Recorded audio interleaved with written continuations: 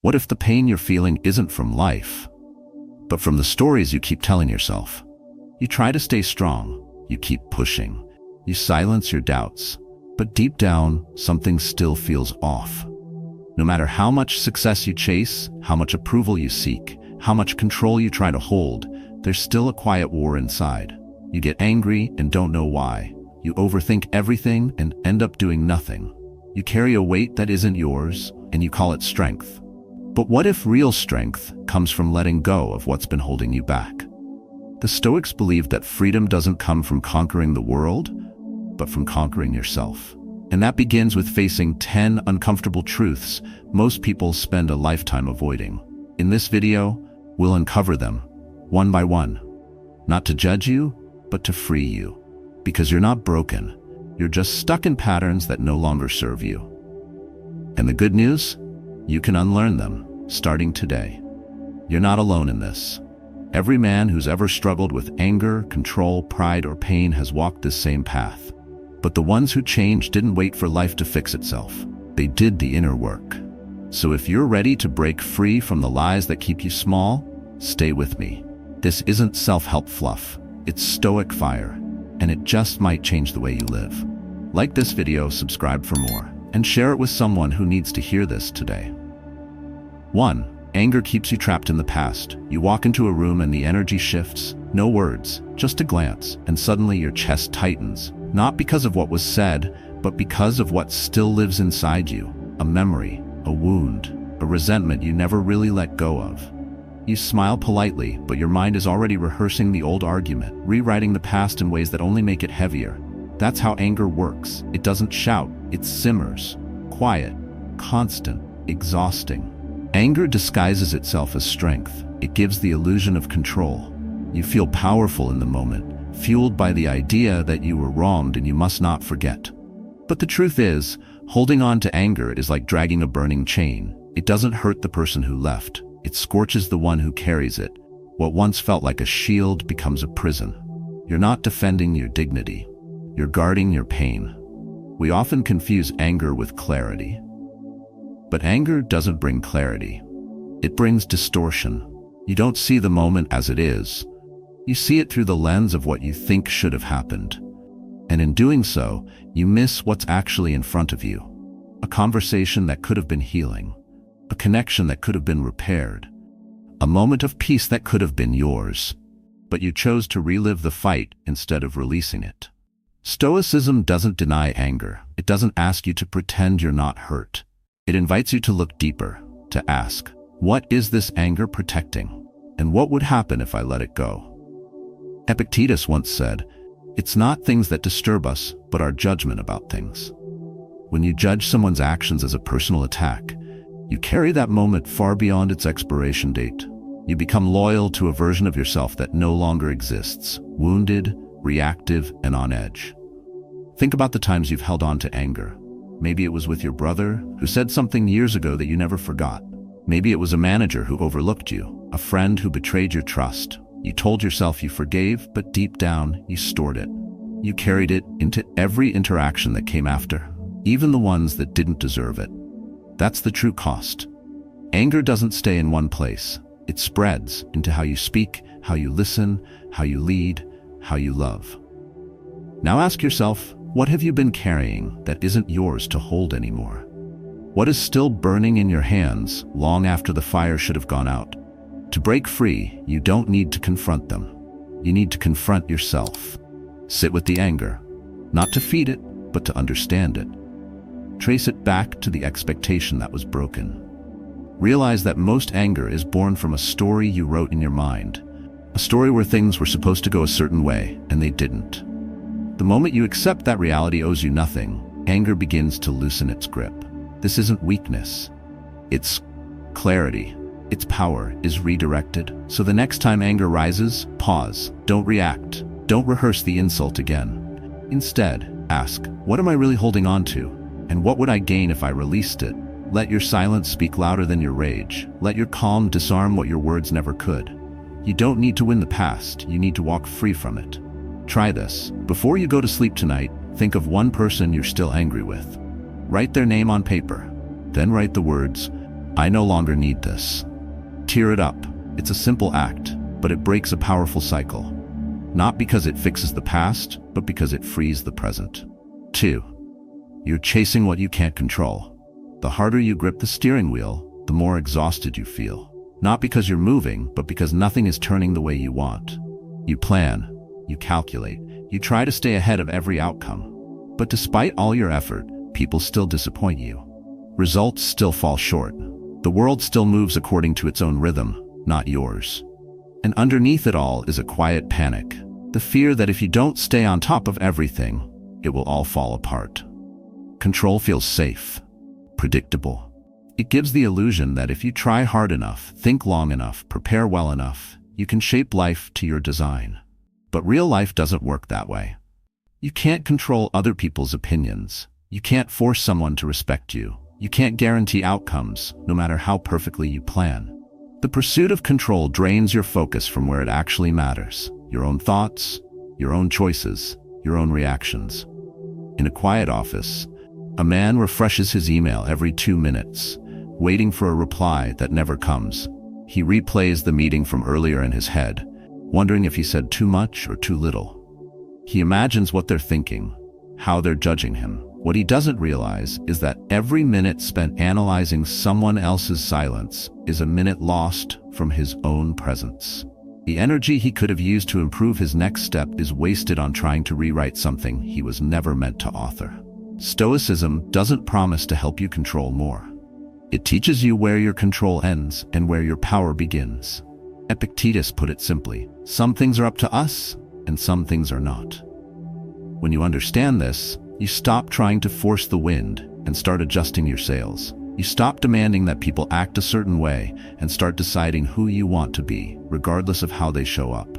That shift changes everything. You go from reacting to responding, from chasing to choosing.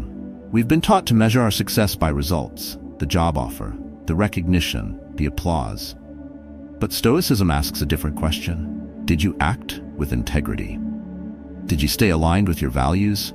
Did you respond with intention, even when things didn't go your way? That's where peace comes from, not from outcomes, but from ownership. The moment you stop outsourcing your emotional state to the behavior of others, you begin to reclaim your life. Next time you feel anxiety rise because something is out of your control, pause, breathe. Ask yourself, what part of this can I actually influence right now? Not tomorrow, not later, now. Then act from that place, however small it may seem. Shift your focus from reaction to response, from managing others to mastering yourself. You don't need to control the whole board. You only need to move your piece with clarity. Try this. When you catch yourself spiraling, waiting for a call, obsessing over someone's silence, refreshing a screen, step away. Write down 3 actions you can take within the next hour that align with your values. Then do one, not because it will fix everything, but because it brings your energy back to where it belongs. Control is not power. Presence is. And your presence begins the moment you stop chasing what was never yours to hold. 3. Pride blocks your growth. You don't notice it at first. Pride wears many masks. It sounds like confidence. It moves with strength. It feels like protection. But if you look closely, it's not armor. It's a wall. A silent refusal to admit you might be wrong. A quiet resistance to growth, because growth would mean facing something uncomfortable, that you don't know everything and never did. Pride is clever. It convinces you to speak when you should listen. It makes you defend mistakes instead of learning from them. It pushes you to prove something that no one even asked for. And slowly, without realizing it, you begin to mistake stubbornness for clarity. You don't hear correction as help. You hear it as a threat. And what could have made you better instead makes you bitter. In the workplace, it shows up when a colleague offers feedback, and you shut down thinking they don't understand what you're dealing with. In your relationships, it shows when someone points out how you made them feel, and instead of hearing them, you feel the need to defend your intention. Pride makes it impossible to grow because it makes everything personal. You stop learning, you stop adjusting, you dig in. Stoicism doesn't shame you for having pride, but it does challenge what you're using it for. Marcus Aurelius wrote, "If someone is able to show me that what I think or do is not right, I will happily change, for I seek the truth. That is humility, not weakness, not defeat. The willingness to grow louder than the desire to be right. Many people wear pride like a badge of honor. They think it keeps them strong. But the Stoics see something else. It's often just fear in disguise. Fear of being seen as less, fear of not being enough, fear of looking small. So instead of risking vulnerability, they choose control. They hold tight to their version of the story and ignore everything that contradicts it. But growth doesn't happen where you're safe. It happens where you're open. When you let go of being right, you make space for being real. You allow yourself to listen deeply, to shift your perspective, to take a step back. Not because you failed, but because you want to move forward with more clarity. Pride says, I already know. Humility asks, what am I missing? When you operate from pride, you stay in cycles. Same conversations, same results, same disappointments. But when you lead with humility, you evolve. You start to see feedback as information, not an insult. You stop defending your ego and start protecting your values. Try this. The next time someone disagrees with you, pause. Don't reply. Just breathe and ask yourself quietly, is there something true in what they're saying? Even if only 1% of their words reflect something you hadn't seen, let that 1% in. Let it work. Let it nudge you out of your blind spot. You don't lose anything by softening your stance. In fact, you gain something far more lasting, wisdom. And with it, the kind of calm that can't be shaken by critique, because you're no longer trying to be perfect. You're trying to be honest. You're trying to become. Pride will keep you stuck in the version of yourself that feels safest. But humility will take you places pride never could. Not because it's louder, but because it listens. And sometimes listening is the most powerful thing you can do. Let that silence open a new door. Let that pause create a shift. Growth begins when you stop proving and start learning again. 4. Overthinking is killing your peace. You replay the same moment in your head 100 times, hoping the next replay will give you peace. But it doesn't. It never does. The more you analyze, the more you spiral. You convince yourself that one more thought, one more angle, one more what if will finally make things clear. But clarity doesn't come. Only exhaustion. Only the dull ache of a mind that won't rest. Overthinking feels responsible, smart, careful. It disguises itself as preparation. But it's not preparation. It's paralysis. You're not moving forward. You're stuck in a loop that feeds on fear. Fear of making the wrong choice, fear of regret, fear of not being in control. And yet, the more you think, the less you act. The more you think, the less you trust yourself. In a quiet kitchen, a man stands staring at his phone. A simple message sits on the screen, unanswered. He's typed and erased a reply 5 times. He's rehearsed the conversation in his mind, imagined her reaction, predicted every possible outcome. But he still doesn't send the message, because what he's waiting for isn't the right words, it's certainty. And certainty never comes. Stoicism teaches that peace isn't found in perfect knowledge, it's found in decisive action. You don't think your way into clarity, you act your way into it. Seneca once wrote, "We suffer more in imagination than in reality." When you think too much, you live in a world that doesn't exist. A world built on fear, assumptions, and scenarios that may never happen.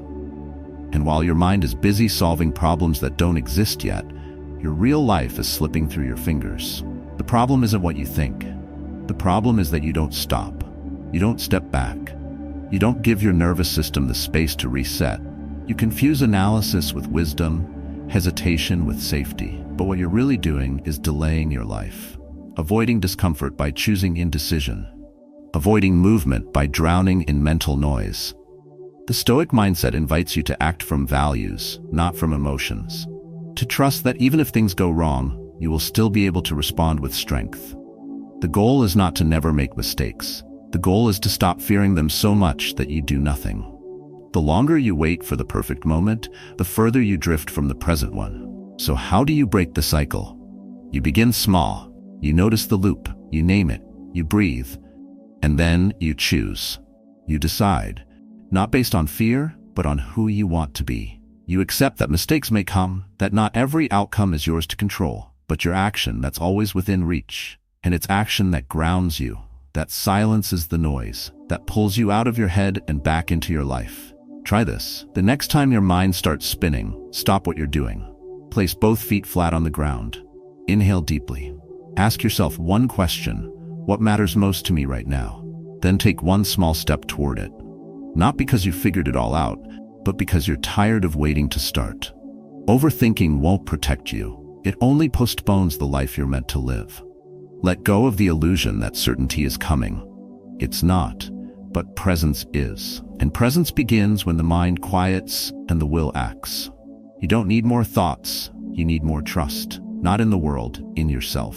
5. Pain comes from perception, not life itself. A message left on read, a door closed without a word, a missed promotion you thought was already yours. The mind reacts before you even process the moment. Suddenly, rejection, humiliation, injustice. But what if the sting isn't in what happened, but in what you told yourself it meant? Pain begins with meaning, not with the event, but with the story. You interpret a silence as disrespect, a delay as proof you're not valued, no as a failure of your worth. But the truth is often simpler and far less dramatic. Still, your mind doesn't like simplicity. It fills the silence, it completes the sentence, it ties every minor moment to a bigger narrative. And the more painful that narrative, the harder it is to let go. In the parking lot outside his office, a man sits in his car long after his shift has ended. A coworker was short with him earlier, distracted. The man replays the interaction again and again. Was it a slight? Did he offend? Did they talk about him behind his back? His chest tightens. His hands grip the steering wheel. But the reality is, the coworker had just received bad news. It had nothing to do with him. Still, perception turned a passing moment into a wound. Stoicism teaches that events are neutral. Only your judgment gives them shape. Epictetus said, "Men are disturbed not by things, but by the views which they take of them." This doesn't mean you're weak for feeling hurt. It means you're powerful enough to question the hurt. To ask, what am I adding to this moment that wasn't there to begin with? Pain is real, but suffering often comes from the repetition of the wound, from reliving it, retelling it, reattaching your identity to it. You get stuck in a loop, convincing yourself that if you think it through long enough, it'll make sense. But the truth doesn't always come wrapped in logic. Sometimes, peace arrives not when you understand what happened, but when you stop needing to. We carry old pain like armor, but it doesn't protect us. It hardens us. It keeps us distant. We think we're learning from the past, but often we're just living inside it. Stoicism offers a different path. It invites you to create distance between the event and the interpretation, to pause before the story begins. That pause is power. That pause is freedom. Try this. When you feel pain rising, don't reach for the reason. Reach for the breath. Sit still. Don't answer the thought. Don't finish the sentence. Ask instead, what actually happened? Not what you felt, what occurred. Separate the facts from the feelings. You'll be surprised how much weight disappears when you stop holding your interpretation like it's the truth. You can still care deeply and not be controlled by every wave of emotion. You can be fully present and still let the moment pass without clinging to it. Pain may visit, but it doesn't have to unpack and live inside you.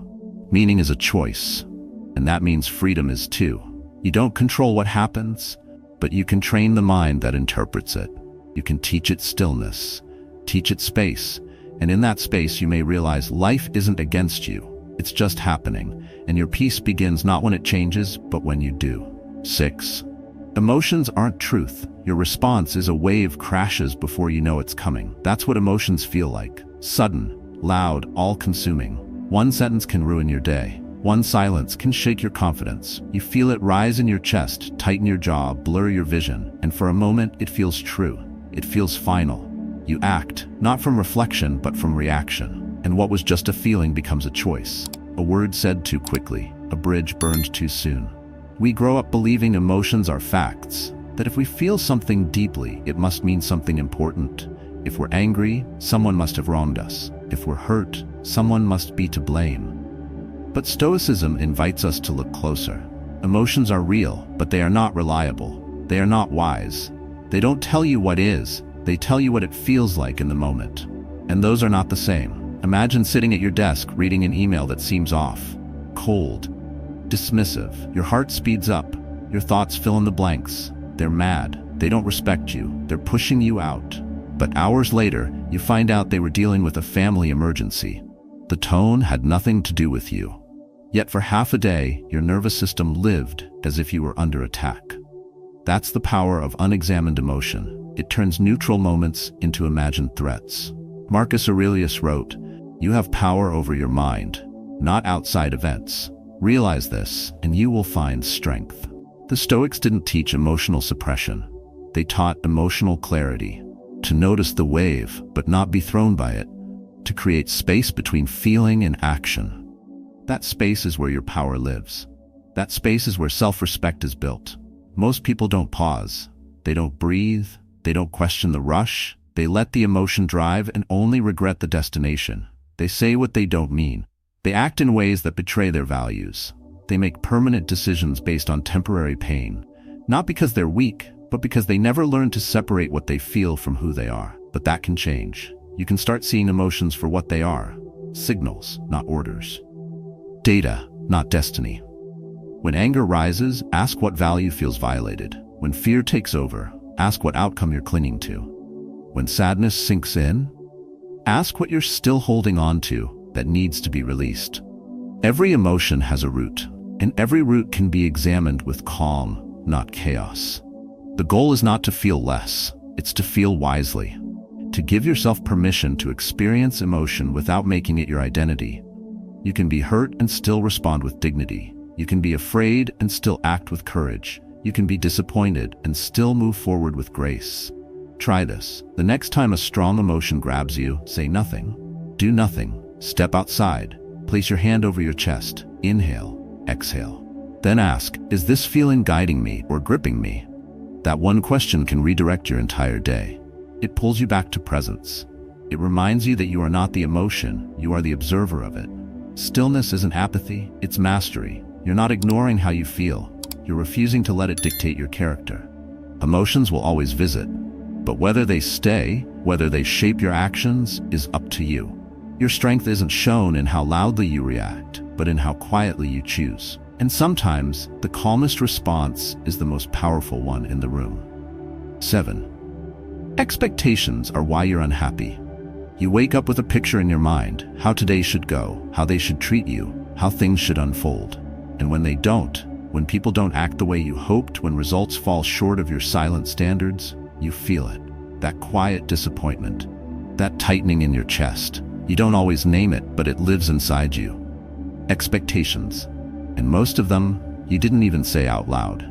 Expectation is a silent agreement we write in our heads and expect the world to sign. We assume fairness, timing, and acknowledgement. We build invisible scripts that no one else can read. But life isn't following your script. It's following its own. And the more tightly you grip how things should go, the more life feels like a betrayal. Picture this.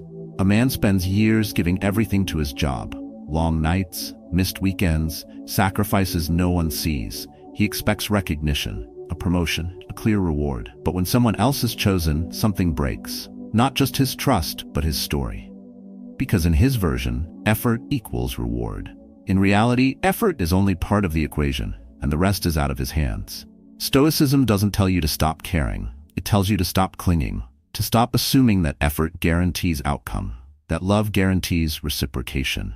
Those plans guarantee peace. Marcus Aurelius wrote, "If you are pained by external things, it is not they that disturb you, but your own judgment of them." In other words, your suffering doesn't come from reality. It comes from your refusal to accept it. People often say, "I just expected them to treat me the way I treated them." But that's not an expectation. That's a silent transaction, a form of control dressed up as kindness. The truth is, no one owes you your version of fairness. And the sooner you release that grip, the lighter you become. When you tie your peace to how others act or how quickly things happen, you give your emotional stability away. You become reactive, fragile. But when you detach from expectation, not from care but from control, you step into clarity. You respond with presence, not prediction. You see things for what they are, not for what you wish they'd be. Next time you catch yourself feeling let down, pause. Ask yourself, what was I expecting that didn't happen? Name it, own it, and then breathe it out. Shift from control to awareness, from blame to responsibility, from frustration to focus.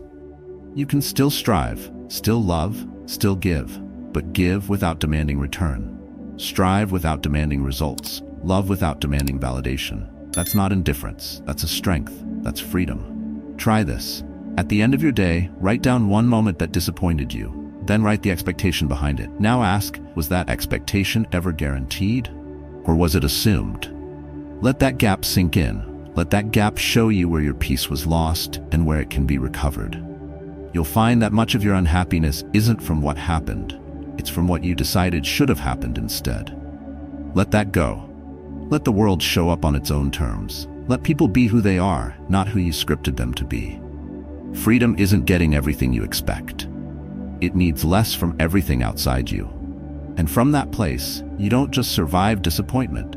You stop depending on it never arriving. 8. Perfection is holding you back. You tell yourself you're just not ready yet, not ready to speak up, not ready to start, not ready to try. You wait for more time, more clarity, more confidence, but what you're really waiting for is perfection. A version of yourself that doesn't hesitate, doesn't fail, doesn't get judged, but that version doesn't exist. And while you chase it, life moves on without you. Perfection is a prison, a quiet one. It looks responsible, disciplined, even noble, but it's built on fear. Fear of failure, fear of being seen unfinished, fear of not being enough. It tells you to polish your thoughts before you speak, to rehearse life before you live it. And slowly it convinces you that the only safe move is not moving at all. In a quiet room, a man stares at a blank document. He's got ideas, insight, stories that could help others. But every time he types, he deletes.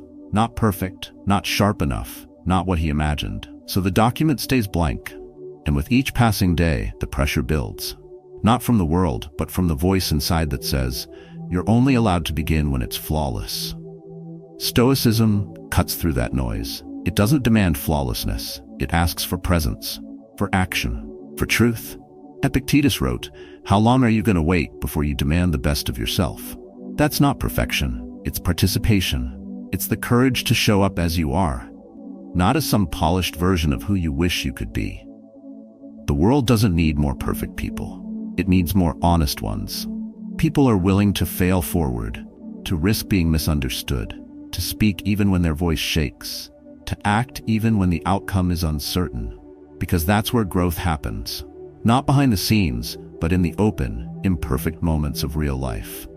Perfection tells you to control everything. Stoicism tells you to control only what you can, your effort, your attitude, your response. You can't predict how others will see you. You can't perfect every outcome, but you can commit to the process. You can trade perfection for progress, and that trade will change everything.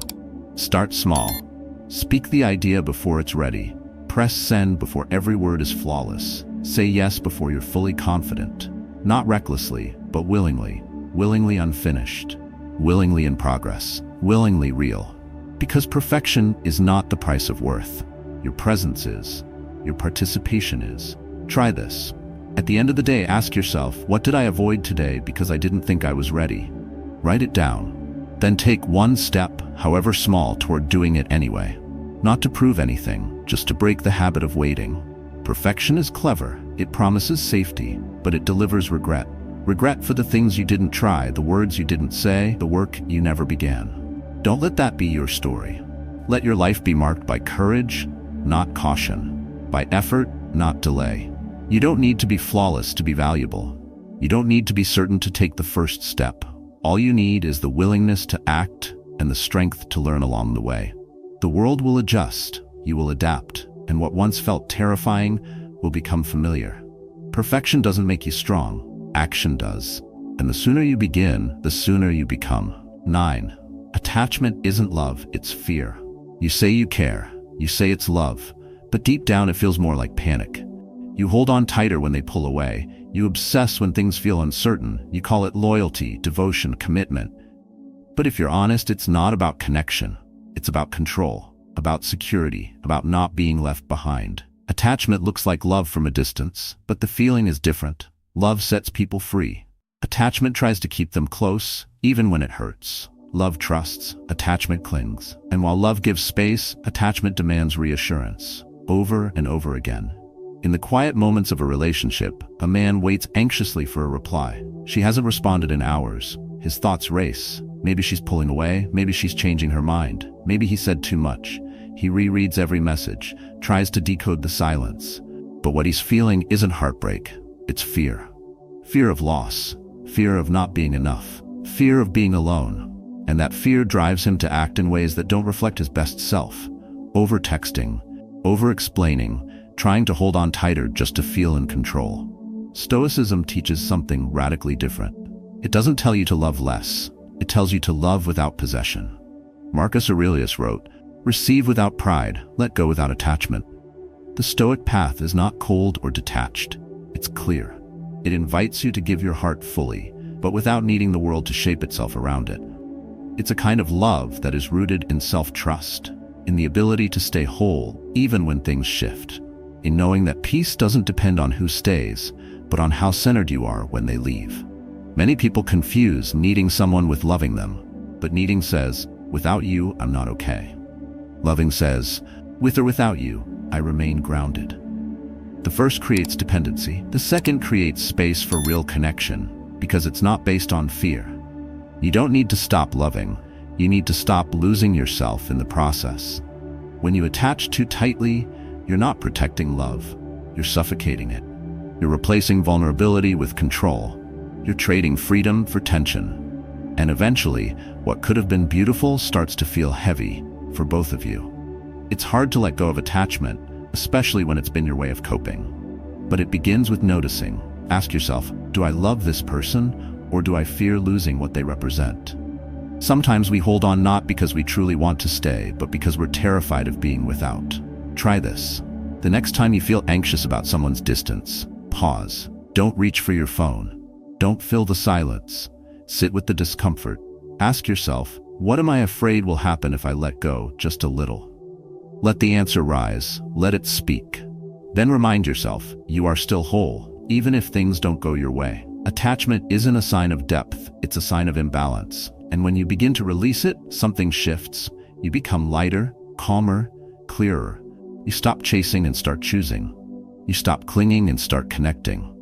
True love doesn't say, stay so I can feel safe. It says, be free, and if you choose me, let it be real. That kind of love takes courage. It takes discipline. It takes a willingness to face yourself fully and realize that no one else is responsible for filling your emptiness. Peace begins when you stop gripping.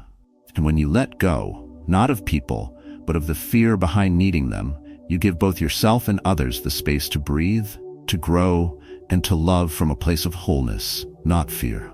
10. Freedom comes from needing less, not having more money, more time, more success. The chase never ends. You reach one goal and a new one appears. You upgrade your lifestyle, then feel like it's still not enough. You tell yourself it's ambition, but often it's not. It's fear. Fear of falling behind. Fear of being seen as small. Fear of what happens if you stop running. You've been taught that freedom comes from accumulation. More control, more comfort, more recognition. But what if that belief is the very thing that keeps you stuck? What if the pursuit of more is not a path to peace, but a barrier to it? Picture this. A man sits in a house he worked decades to afford. It's beautiful, spacious, full of things he once dreamed of. But inside he feels restless. He checks his phone, stocks, news, emails. He's always scanning, planning, adjusting. What he built never feels like it's enough. Because the more he has, the more he fears losing it. Stoicism flips this story. It doesn't tell you to reject success or live in lack. It asks you to question your attachment to it, to examine the difference between possession and peace. Seneca wrote, "It is not the man who has too little, but the man who craves more that is poor." Need, not lack, is the thief of freedom. The more you believe you must have something to feel okay, the more power you give it over you. You don't own it, it owns you. Your energy shifts from living to maintaining, from creating to defending, from being present to staying afraid. When you reduce what you need, you expand what you can enjoy. A simple day becomes enough. A single connection holds more depth. Your presence becomes sharper, because you're no longer weighed down by everything you're afraid to lose. That doesn't mean you stop growing. It means you grow with awareness. You own things without letting them define you. You chase dreams without thinking they owe you wholeness. You stop measuring your life by how much you collect and start shaping it by how much peace you hold. Try this. Walk through your home slowly. Look at every item. Ask yourself, do I use this, or does it just make me feel more secure? Let that question guide what stays, not just in your space, but in your thoughts, your habits, your relationships. Let go of what's just noise. Keep what supports who you're becoming. You'll begin to notice how little you actually need to feel steady. How much pressure fades when you stop tying your worth to your possessions. How much mental clarity returns when you no longer chase what was never yours to control. Freedom is not the ability to get more, it's the strength to need less. To walk away, to be still, to enjoy what's already within your reach. When you stop feeding the hunger for more, you start feeling full in ways that accumulation never gave you. Let simplicity become your strength. Let enough become your power. Let the world keep chasing. You'll be the one who's already arrived, not because you have everything, but because you finally stopped needing it. And in that stillness, you'll find something that more could never buy: yourself. Real change doesn't come from motivation. It comes from facing what's hard to admit. The truth is, many of us are trapped not by circumstances, but by habits of thought, by old emotional patterns, by stories we never questioned. The 10 uncomfortable truths you've just explored are not meant to shame you, they're meant to free you. Freedom starts the moment you stop running from discomfort and start walking toward clarity.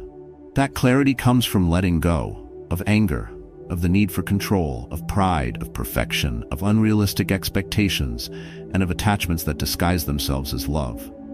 It comes from learning to trust yourself again, to sit with emotion without obeying it, and to find peace and simplicity. The Stoics didn't just speak of wisdom, they practiced it every day, quietly, deliberately. And so can you. Start small. Notice one reaction today that doesn't align with who you want to be. Pause, reflect, respond with strength, not reflex. This is how you train your inner discipline. This is how you build mental resilience. Not by force, but by awareness. Remember, inner strength isn't loud, it's silent, but unshakable. You're not expected to master these truths overnight, but the more you return to them, the more you act from them, the lighter you'll feel. The clearer you'll see, the stronger you'll become. I invite you to share which of these truths hit you the hardest in the comments below. Share your story. Someone else might need to read it. And perhaps you'll see you were never alone on this path. Change begins in silence. Growth begins with truth. Start there and keep going.